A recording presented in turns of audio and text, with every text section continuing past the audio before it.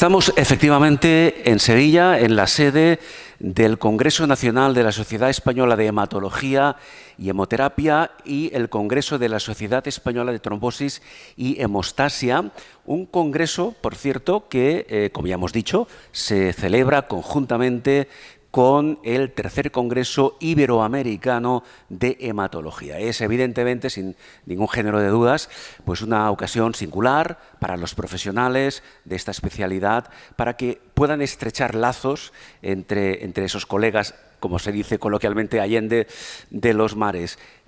Para dar testimonio de la importancia de este evento, baste mencionar que el último congreso conjunto con las sociedades iberoamericanas de hematología se celebró hace ya la friolera de algo más de 30 años, en concreto en 1992 y aquí precisamente en Sevilla.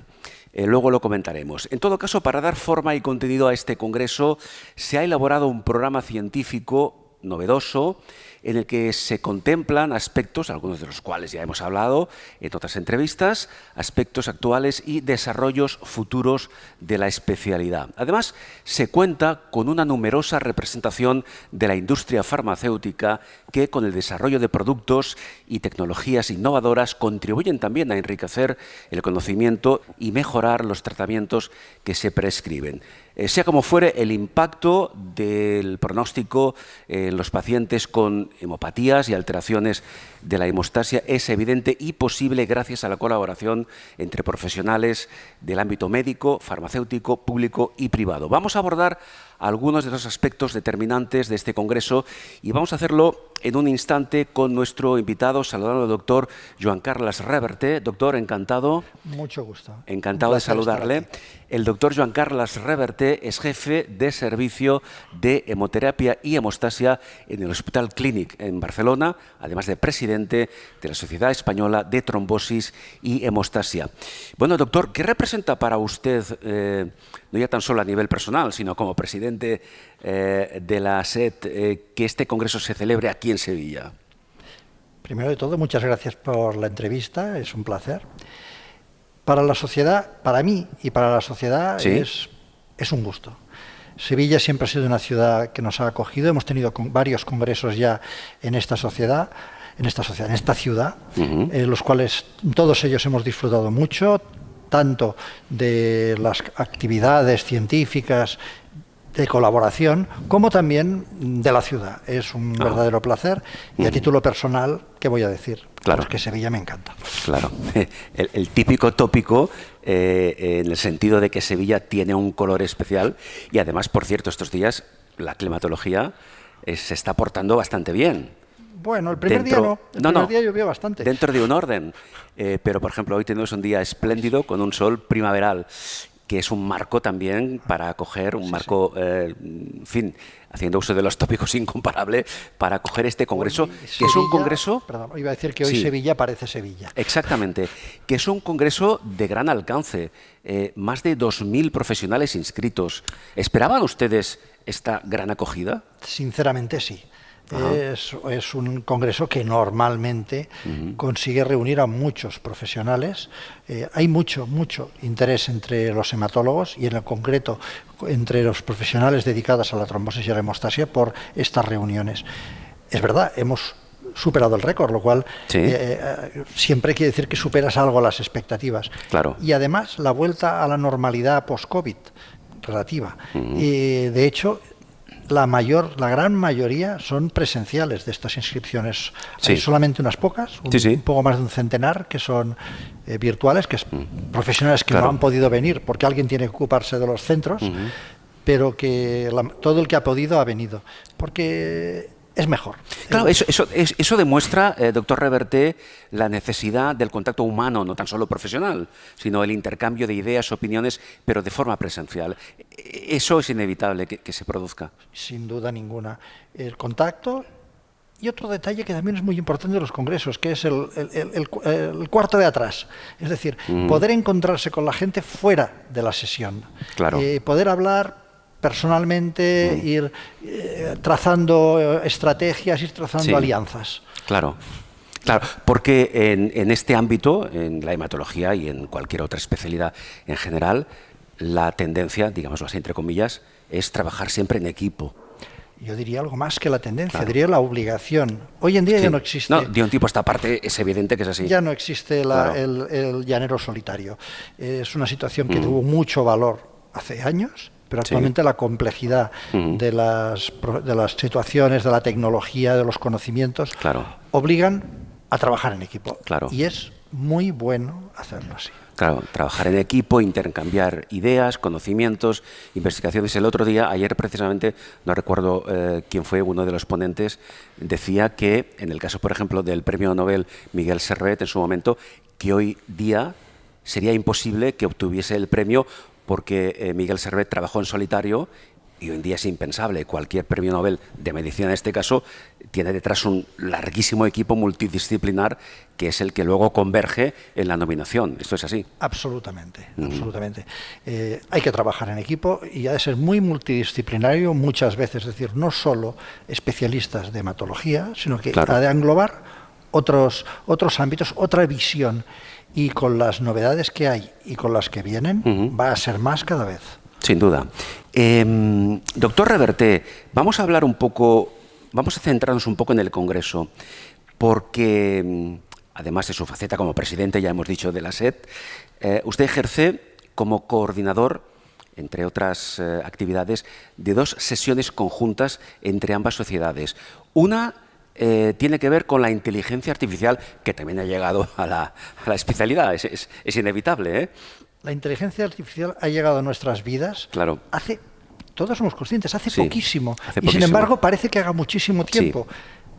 Y cada vez se va a meter más. Ni es la solución de todo, ni es el mayor de los males. Claro, Hay es que a veces nos vamos de un extremo a otro. ¿Es la gran panacea o es el enemigo que va a acabar devorándonos? Espero que sea, Claro. porque la evolución ya lo dirá, espero que sea una gran herramienta, que aporta muchas cosas, Sí. pero sobre todo inmediatez. Tiene capacidad de procesar lo que a nosotros nos cuesta un montón Claro. de tiempo, Sí. procesarlo ya. Y tomar decisiones Sí. o dar opiniones no aleatorias, sino ya Sí. bien Sí, dirigidas. sí. Entonces, hay que conocerla. Hay que Sin duda, conocerla. claro. La SED, por tanto, colabora con la Sociedad Española de Hematología en este simposio y va a montar un curso de aplicación práctica de inteligencia artificial Sí. para sus afiliados el año próximo. Bien. Sin entrar muy a fondo en el tema, porque sería larguísimo el abordarlo, pero para que nos hagamos una idea, desde fuera, ¿qué expectativas está generando o puede generar el uso de la inteligencia artificial en relación a la especialidad, a la especialidad que nos ocupa ahora? Yo puedo decir las expectativas que he ido oyendo, pero Ajá. es que cada día voy oyendo una nueva. Por ejemplo, había habido una sesión dedicada a marcadores de trombosis y se ha presentado una aplicación de la inteligencia artificial que ya está empezando a estar aquí, que es la radiómica. Ajá. Aplicar la inteligencia artificial Sí. a las imágenes. ¿Y qué relación tiene eso con la hemostasia? Mucha. Claro.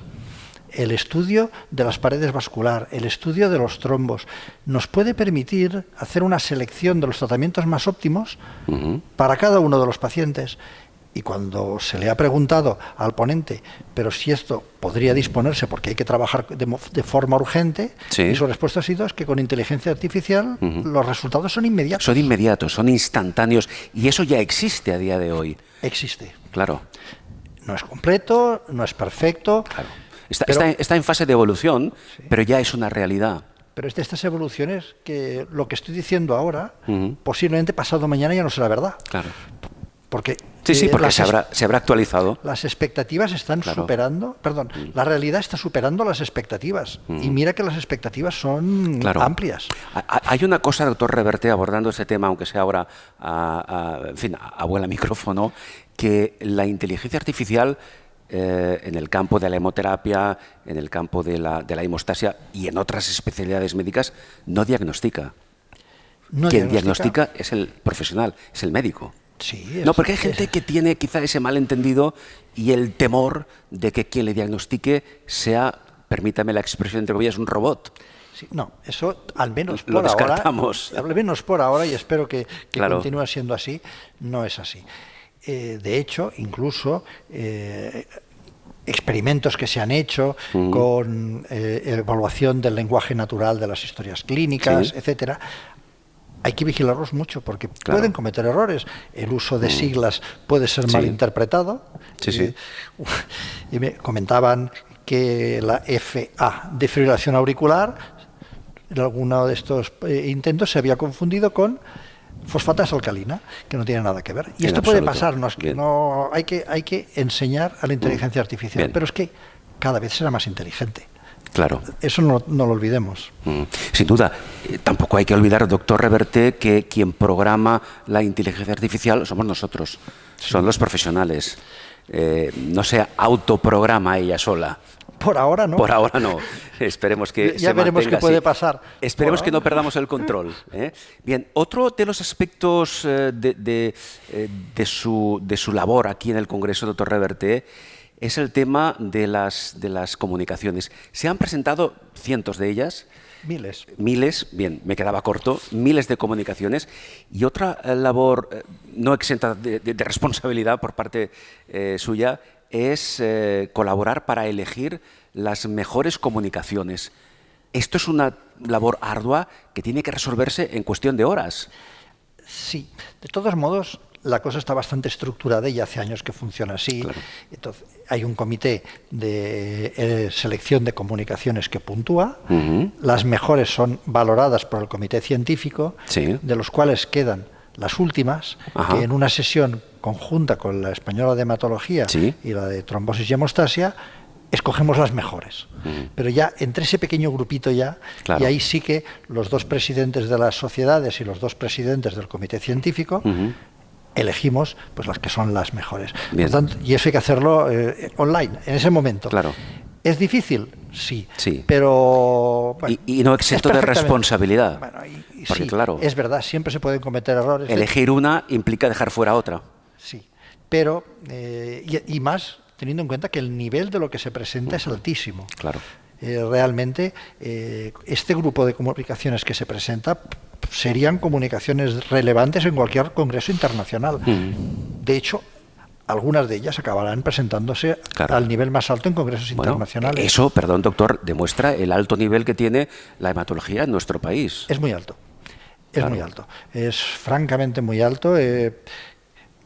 Estoy muy acostumbrado a conocer lo que se presenta en otros congresos y lo que se presenta en este congreso no desmerece nada los mejores congresos internacionales. Es muy alto el nivel y estoy especialmente orgulloso de ello. Sin duda. Doctor Reverte, vamos también a comentar, con su permiso, algunos de los aspectos más acordes con su labor a nivel profesional. Usted ha trabajado, entre otros muchos aspectos, dos ámbitos en concreto que son, por una parte, la trombosis y por la otra, la llamada anticoagulación, ¿verdad? Sí, que son ámbitos muy relacionados. Claro. El tratamiento de la trombosis es la anticoagulación, al menos en este momento. No sé qué pasará del futuro. Sí, y además, y aquí quisiera hacer un inciso, la anticoagulación es una de las situaciones de tratamiento más extendidas. Casi diría yo que todo el mundo conoce a alguien que está en tratamiento anticoagulante. Claro. Un 5% más o menos de la población está anticoagulado a día de hoy. Y probablemente merecería, desde el punto de vista médico, estar anticoagulado todavía un 2 o un 3% más. La anticoagulación es o el tratamiento o la prevención de una enfermedad. Puede ser preventiva también. Hay pacientes que reciben anticoagulación con un fin profiláctico, preventivo. En sí mismo la anticoagulación no es una enfermedad, es buscar una solución para que no pase algo. Siempre hay una causa que provoca esa... Debería al menos haber una causa o una razón que justificase realizar un tratamiento que es eficaz, seguro, pero no completamente seguro. Todos los tratamientos tienen algún efecto secundario alguna vez. Sin duda, evidentemente. Doctor, llegados al momento actual, después de diferentes investigaciones que se han realizado y que se siguen realizando, ¿se sabe cuál es la causa más frecuente o causas más comunes que pueden llegar a provocar la trombosis?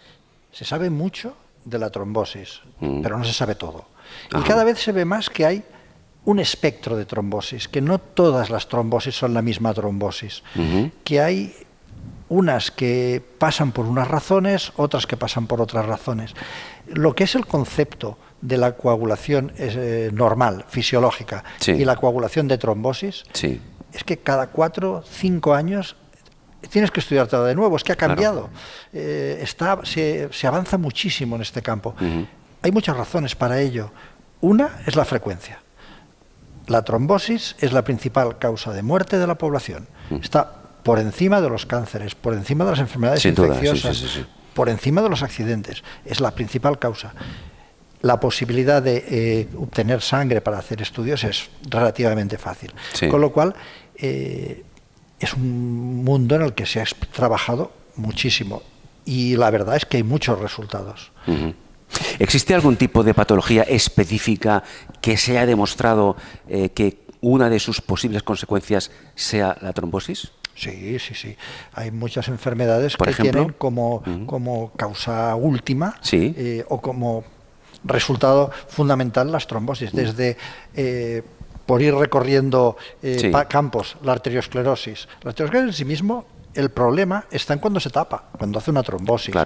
Determinadas anemias. Hay anemias que su clínica, anemias por causas de hemoglobinas anormales. El resultado final es la trombosis, la enfermedad hepática. Muchas veces va con fenómenos trombóticos en ese territorio. Y así creo que podría pasarme la tarde. No, sin duda. Y en algunos casos esas trombosis pueden llegar o tienen, lamentablemente en la práctica, efectos, no diré que indeseables, incluso letales.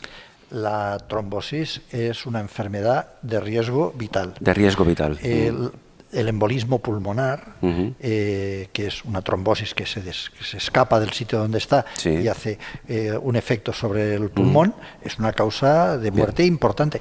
Y es lo que decía, la trombosis es la causa de muerte sin duda. más frecuente en nuestra y en toda la población mundial.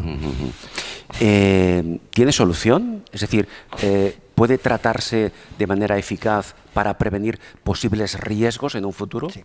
Tratarse cuando ha pasado se puede hacer. Prevenirla también, aunque no tenemos tantas herramientas para estar seguro, y aquí volvemos incluso a la inteligencia artificial si hace falta.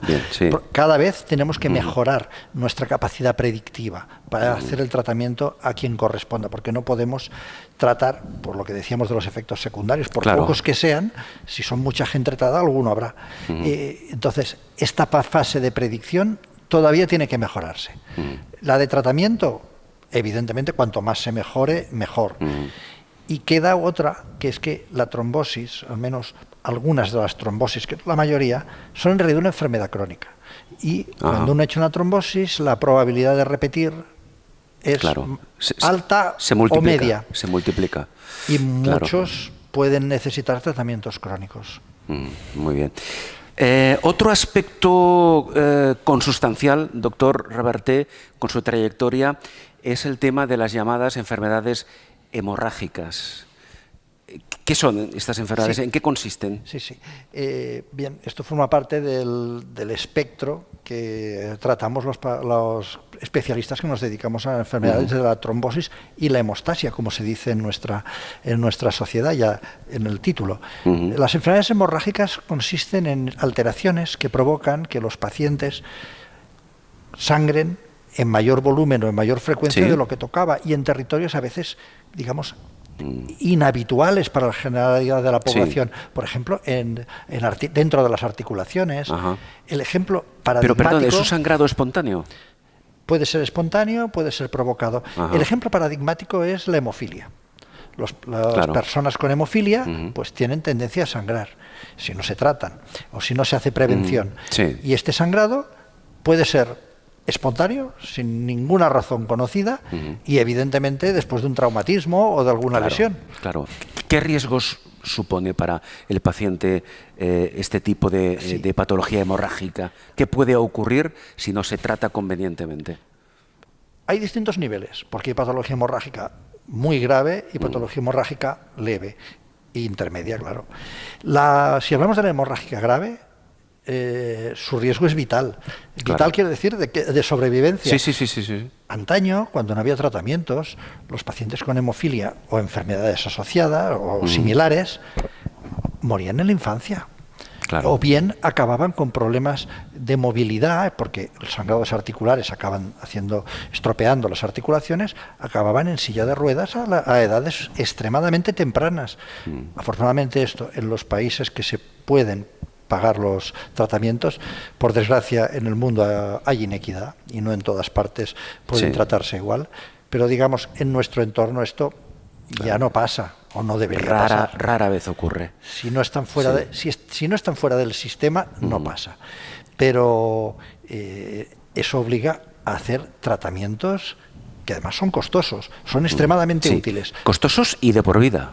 Y en muchos casos. Sí. Aunque ahora existe una posibilidad, o se va a existir, de lo que se llama la terapia génica. Efectivamente. Que consiste en sustituir, bueno, en este caso no es sustituir, es añadir el gen que les falta y tratar de esta manera la curación de la enfermedad, que hoy en día todavía no podemos decir que es una curación permanente. Claro, estamos en fase inicial entonces. Sí, pero se está hablando de curaciones en el sentido de que este gen fabricará lo que falta. Y se está hablando de posibilidades de que esto se extienda por unos 25 años. Pero esto son palabras mayores, es decir, hablar en un futuro a corto, incluso a medio plazo, de la curación es espectacular. Sí, repito que hoy por hoy los métodos que hay, estamos hablando de curaciones de 20, 25 años. Pero son expectativas de futuro. Esto es ahora, ¿eh? Claro. Aquí a lo mejor 5 años y hablamos de curación. Esperemos que antes. Bueno, las cosas van muy deprisa. Claro. Las cosas evolucionan tan deprisa, pero también es verdad que los organismos reguladores van con pies de plomo. Con lo cual, aun cuando se esté trabajando en eso, posiblemente pues habrá un lapso de 4 o 5 años. Que también es lógico. En fin, con lo que sabemos hasta ahora, antes de pasar a otro tema, la terapia génica en este caso, que también se aplica en otras patologías, no está exenta de riesgos tampoco. Tiene sus riesgos. De todos modos, la que hay ahora en hemofilia, es absolutamente puntera. Es decir, el campo de la coagulación ha sido puntero en el desarrollo de ideas que después se han trasladado a otras especialidades. Los anticuerpos monoclonales de características humanizadas nacieron en la hemostasia. La terapia génica, empleando genes con ganancia de función para conseguir mejor resultado, ha nacido aquí.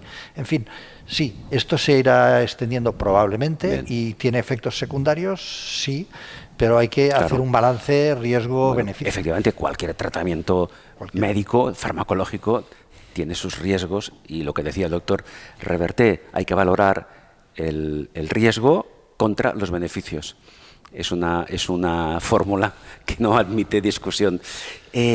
Claro, podríamos hablar con el doctor Reverté varias horas, porque es un profesional de una larga trayectoria y que antes efectivamente me comentaba que, bueno, dentro de la especialidad ha tocado usted, permíteme la expresión, casi todos los palos, ¿no? O un gran número de ellos. Un gran número de ellos. Bien. Hay otro aspecto, ya para concluir, que me gustaría que nos hiciese una pincelada sobre el laboratorio de hemostasia. ¿Qué es un laboratorio de hemostasia? El laboratorio de hemostasia es el sitio donde se realiza el diagnóstico biológico, no clínico, el diagnóstico biológico de la patología relacionada con la hemostasia. Hay un laboratorio básico, que en general está muy automatizado hoy en día, pero que es fundamental para tener una respuesta a las sospechas diagnósticas, y luego ya viene el mundo del laboratorio especializado de hemostasia, que está creciendo de una manera enorme. Y que es un gran desconocido fuera de la especialidad. Muy desconocido. Claro. Y va desde pruebas funcionales de cómo van las cosas a un abanico de pruebas genéticas que realmente el número de, por decirlo de alguna manera, de siglas de genes que van apareciendo continuamente es realmente una marea de los todos ellos no todos ellos acaban siendo relevantes, pero se está trabajando muchísimo y es un laboratorio complejo, pero que su aportación al diagnóstico y a afinar el pronóstico y las características de cada una de estas patologías es esencial. Por cierto, un matiz que creo que es importante dejarlo claro para nuestra audiencia.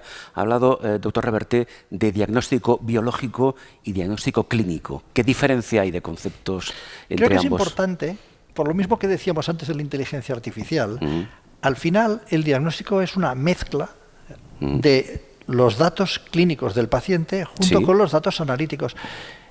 Con el análisis solo no puedes diagnosticar a nadie. Hay que integrarlo todo y entre este todo se incluyen cosas tan básicas y siguen siendo fundamentales y las primeras, como es el hablar con el paciente. La historia clínica bien llevada te lleva de la mano al diagnóstico y es la que te permite después llegar a una sospecha y de una manera más o menos rápida solicitar las pruebas necesarias, realizar las exploraciones precisas. Es decir, el toque humano, aparte de que para el paciente es mucho más agradable ser tratado de esa manera, y forma parte de nuestra obligación, es fundamental para el diagnóstico. Por eso lo separaba. Una cosa es el diagnóstico clínico, que es al final el que tiene importancia, Sí. y luego el soporte del diagnóstico biológico, porque, voy a decirlo claro, ¿qué haríamos hoy en día sin diagnóstico biológico? Pues poca cosa. Poca cosa. Doctor, para concluir, volvemos al Congreso. Yo estos días, hoy y ayer, he visto, deambulando por los stands, por los diferentes escenarios, en los diferentes simposios, a muchos futuros profesionales de la hematología, gente muy joven. Sí, son muy jóvenes, pero no es que sean futuros profesionales. Es que los que están aquí, casi todos ya son profesionales. Ya lo son, pero son generaciones de gente, como he dicho, joven, que me ha sorprendido, porque, no sé, tenía quizá la idea preconcebida de que sería un congreso más orientado, digamos, a profesionales de la hematología ya consolidados, no a profesionales que pueden tener sobre los 30 años, como mucho. Sí, sí, sí. A ver, formar un hematólogo cuesta muchos años. Claro. Desde la universidad, que son 6 años, más los años que como mínimo son 4 de especialidad, y los años que se necesita para formarlo en cada o en la subespecialidad en la que va a trabajar. Sí. Son jóvenes y estamos encantados en la sociedad de que sea así. Estos congresos, por un lado, sí que son para la gente más consolidada, pero es fundamental que estos hematólogos de más recientes generaciones, de nueva hornada, se incorporen. Ellos han de los que han de coger la antorcha, pero no mañana, hoy mismo. Claro, o sea que el futuro de la especialidad, ese alto nivel que tenemos de la hematología en España, está garantizado, ¿verdad? Yo creo que sí. La verdad es que he de decir que estas nuevas generaciones, yo solamente los definiría con una palabra, y espero que ellos no me escuchen porque se lo pueden creer demasiado. Son brillantes. Son brillantes, igual como lo es la trayectoria profesional, al frente también de la Sociedad Española de Trombosis y Hemostasia del doctor Joan Carles Reverté, que además, como decía antes, es jefe de servicio de hemoterapia y hemostasia del Hospital Clínic de Barcelona. Doctor, ha sido un placer. Muchísimas gracias. El placer ha sido. Muchas gracias.